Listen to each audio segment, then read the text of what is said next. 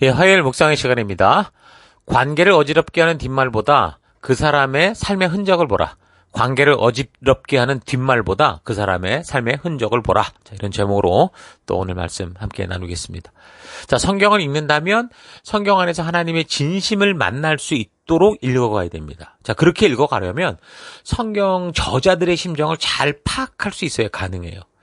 어떤 책을 읽어갈 때 그 책을 지은 저자의 심정과 그 상황들을 알 수 있다면 그 책에 표현된 의도들을 더 정확하게 파악할 수 있게 되는 것처럼 성경 또한 저자들의 심정을 잘 파악할 수 있어야 그 심정 속에 담겨서 보여지는 하나님의 진심을 바르고 온전히 만날 수가 있죠. 자, 그래서 우리가 성경 각권을 살필 때마다 그 성경의 역사적인 배경과 저자들의 심정을 바르게 파악하려고 애를 쓰는 겁니다. 고린도서의 경우 더더욱 그러한데 고린도 후서의 내용을 살펴보면 고린도 전서의 편지가 보내진 후에 뭔가 복잡한 일들이 있었던 걸 알 수 있거든요. 어제도 우리가 살폈던 것처럼 유대로부터 왔다고 하는 사람들이 여러 가지 이유를 가지고 고린도 교회 식구들을 혼잡하게 했는데 결국 저들이 원하는 것은 고린도 교회의 개척자인 바울을 매도해서 자신들의 권력과 교회의 주도권을 가지고자 하는 그런 자신의 입지를 굳게 하려는 그런 것이었죠. 그러니까 누가 어느 교회를 가든지 하나님의 진심을 품은 자라고 한다면 바울이 간절하게 전했던 그 복음을 전하는 일에 더욱 동참했을 것이고 그래서 교회 분열을 일으키는 게 아니라 오히려 교회를 더 건강하게 하고 그렇게 함께 가고자 하는 당연히 그런 결과를 낳았을 건데 근데 고린도에 왔던 사람들은 그런 존재들이 아니었다는 거죠. 하나 되어야 될 교회를 분열시켰고 섬기며 세워준 리더를 의심하게 하는 그런 존재들이었던 겁니다. 자, 그러니까 그렇지 않아도 지난번 첫 편지를 쓸 때도 상당히 마음이 상한 상태로 썼는데 그걸 듣고 회개하는 게 아니라 거짓 교사들의 말에 속아서 바울을 의심하고 그 가르침에 대해 조목조목 반발하고 사도의 권위까지 의심하는 식으로 나오니까 바울이 더 복잡한 심정이 됐다고 그랬죠. 자, 그래서 그가 방문하기로 했는데 그것도 또 이제 무너지게 되고 그래서 수위가 아주 센 편지를 다시 쓰게 되는 게 이제 고린도 후서라고 할 수 있습니다.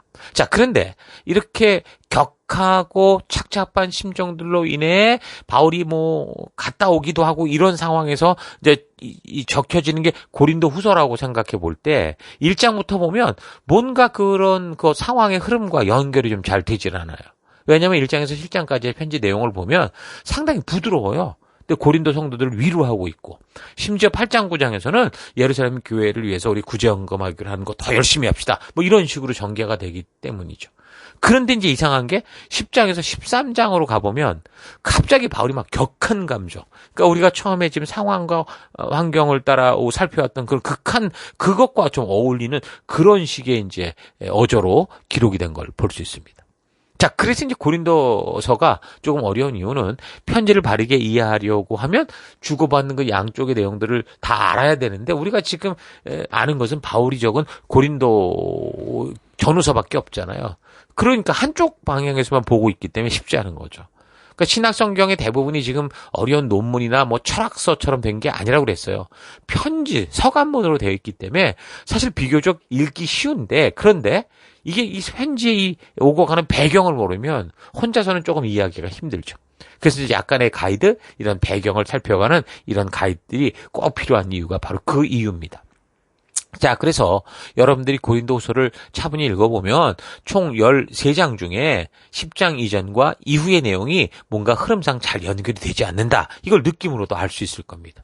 자, 그래서 이제 학자들이 연결성의 문제로 많이 고민하고 연구를 하는 부분이 바로 이 부분이에요. 그래서 이 문제에 대해서 성경학자들의 연구가 거듭된 결과 근래 들어 제시된 것은 고린도후서를 잘 보니까 고린도후서가 이게 한 개 편지가 아니라 2개 또는 그 이상의 편지로 되어 있는 것 같다. 그것도 보니까 시간상 먼저 보낸 것과 나중에 보낸 이런 게 막 섞여 있는 것 같다. 이렇게 얘기를 하죠. 그러니까 이런 가능성이 있는 거를 좀 우리가 생각해 보면 왜 그러냐?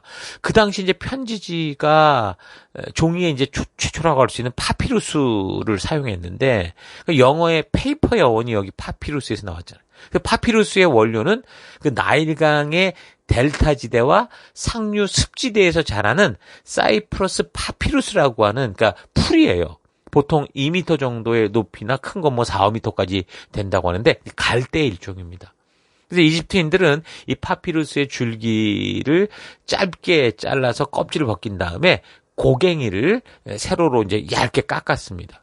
고갱이란 뭐냐면 풀이나 나무 줄기 한가운데 있는 그 연한 심을 말해요. 그런 다음에 나일강의 흙탕물에 담갔다가 그러니까 평평한 대 위에 올려놓고 천으로 덮은 채 나무망치로 막 두들기고 말려서 그 종이를 만들어낸 거예요. 그래서 나일강의 흙탕물에 포함된 끈끈한 성분이 끊어진 줄기를 이어주는 어떤 접착제 같은 역할을 했었거든요. 그래서 고갱이의 중심부에 있는 것이 가장 질이 좋은 이제 어떤 종이가 될 것이고, 그것들이 이제 그래서 종교 관련된 서적에 많이 이제 이용됐고, 껍질에 가까운 부분은 책의 표지나 상품의 포장지로 쓰였다고 하죠. 그래서 종이는 몇 장씩 여러 두루마리로 만들어졌는데 긴 거는 뭐 40m나 되는 그런 경우도 있고요. 파피루스 종이는 가볍고 둘둘 말 수 있다는 편리함 때문에 필기용으로 이제 각지에 퍼졌습니다. 파피루스를 쓰기 전에는 돌로 된 신전 벽이나 기둥에 상형 문자로 이제 새겼었는데 파피루스 종이가 탄생하면서 상형 문자를 좀 간단하고 쓰기 쉽게 이제 고친 그 문자들이 나와요. 뭐 신관 문자라든가 민중 문자 같은. 그래서 파피루스 종이에 문자를 쓸 때는 이 갈대 줄기 끝을 깎은 그런 펜을 사용했는데 잉크는 이제 해면, 갯솜으로 닦아서 지웠습니다. 자, 그래서 문자를 쓸 수 있는 특권 계급의 서기는 항상 이 갈대 펜과 잉크 항아리가 달린 이 팔레트를 가지고 다녔어요. 자, 그런데 돌에다 새겨 놓을 때보다는 훨씬 쉽고 좋았지만 찢어지기 쉽고 값도 비쌌다는 거죠. 거기에다가 기술이 좋지 않았기 때문에 초기에 이 파피루스가 마르면 쉽게 부서지거나 또 조금만 습기 차면 곰팡이가 쓸었던 거예요. 자, 그러니까 말라도 안 되고 습기가 차도 안 되기 때문에 보관하기 꽤 힘들었던 거예요.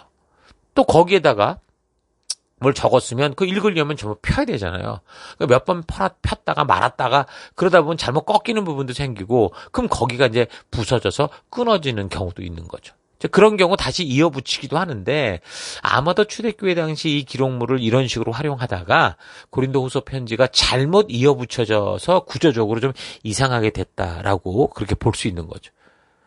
이것은 반드시 뭐 이렇다라고 장담할 수 있는 건 아닌데요. 충분히 타당성이 있는 이유가 아까 말한 것처럼 10장에서 13장의 내용과 그 앞의 내용들이 전혀 지금 이게 흐름상 맞지 않기 때문이라는 거예요. 자, 그래서 고린도 교회의 이 문제에 따른 그 흐름을 좀 정리를 해보면 고린도 교회에 좋지 않은 소식들을 접하면서 사실 이제 고린도전서 편지를 썼고 그걸 디모데편에 보냈는데 그 편지는 교회 혼란을 해결하지 못했고 오히려 사도 바울의 권위를 무너뜨리고 인신공격하는 그런 상황으로 흘러갔어요. 그래서 바울이 그런 상황에 대해서 디모데에게 듣고 아마도 직접 이제 방문을 하게 된 것으로 보였죠.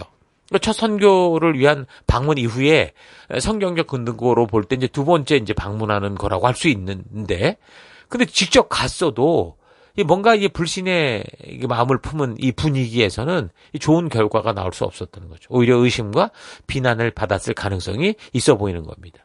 근데 바울의 성격이 사람 앞에서 막 직설적으로 말하고 막 그렇게 막 뭔가 관계를 막 마무리해버리고 이런 스타일이 아닌 것으로 보이거든요.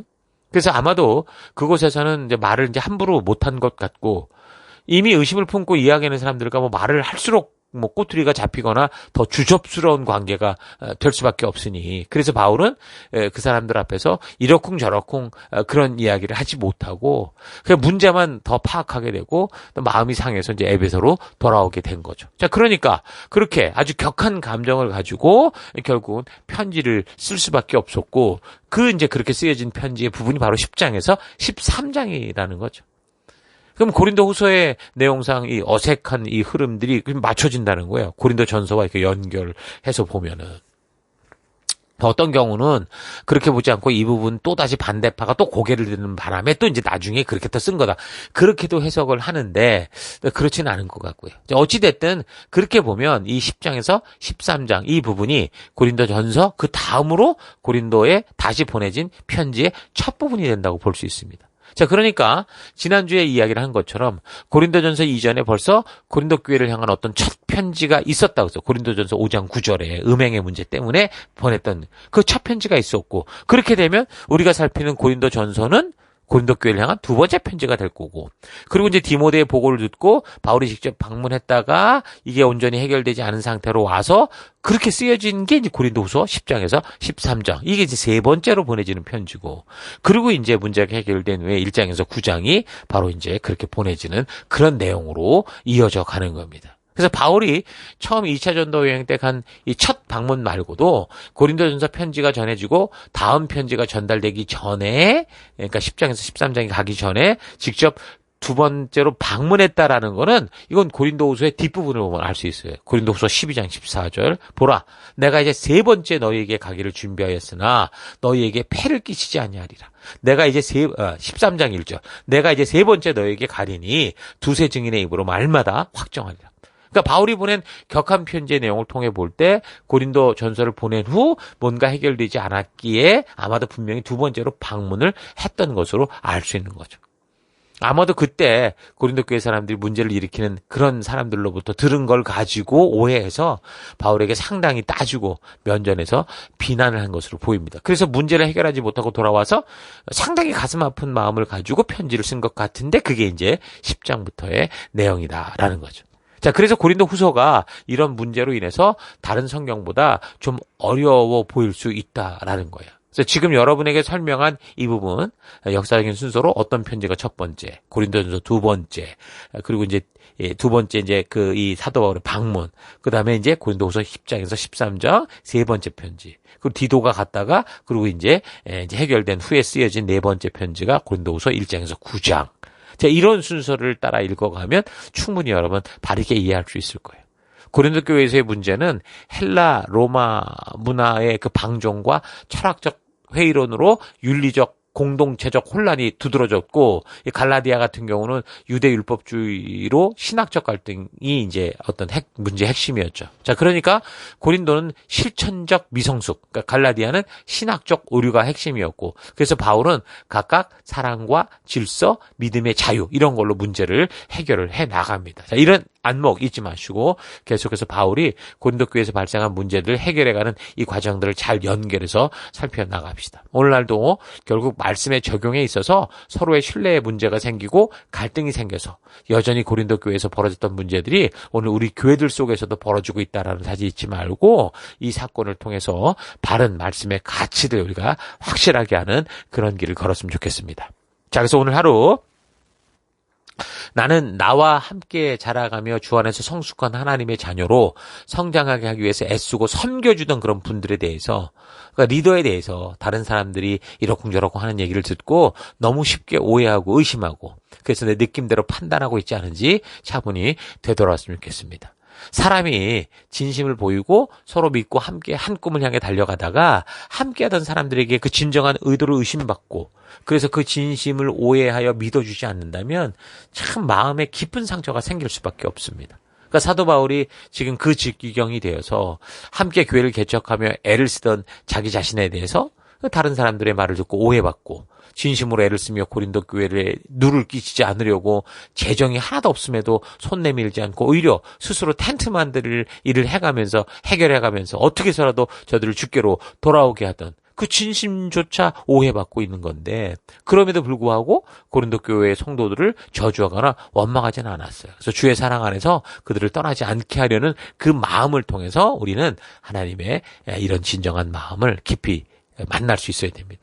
10장에서 13장까지 계속 반복해서 읽어보면서 이 부분을 바울이 구질구질하게 하는 변명으로 보는 게 아니라 고린도 교회와 성도들을 향한 아버지, 하나님 아버지로서의 안타깝고 애타는 마음을 만날 수 있길 바라요. 그러니까 여러분들도 그래서 함께 한 길을 걷던 이들에 대해서 누군가 뭔가 뒷말을 하는 것을 듣고 마음이 흔들릴 때 어떤 사람들에 의해 들은 말이 아니라 그 한 길을 걷던 사람이 나와 함께 걸어왔던 삶의 흔적, 삶의 역사를 먼저 볼 수 있기를 바랍니다. 그러니까 다른 어떤 이들의 그럴듯한 말보다 그 한 길을 함께 걸어왔던, 함께 했던 역사가 그 사람을 확실하게 누구인지 증명하고 있을 겁니다. 자, 그래서 10장에서 13장을 읽어가면서 사도 바울의 변증을 통한 말도 잘 들어야 되지만 무엇보다 우리가 역사를 살피며 알게 된 사도 바울이 살아왔던 삶의 흔적을 잘 되돌아보기를 바라요. 그래서 바울의 온 삶이 말하고 있는 그 증인된 자로서의 흔적을 통해서 무엇보다 하나님의 마음,